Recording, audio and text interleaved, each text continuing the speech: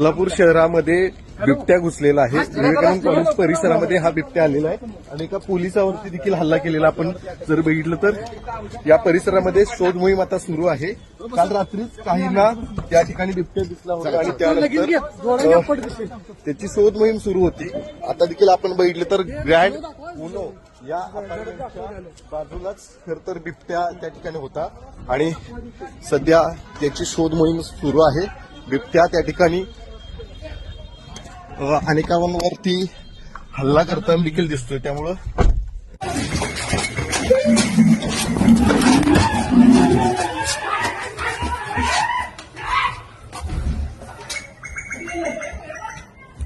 गेलं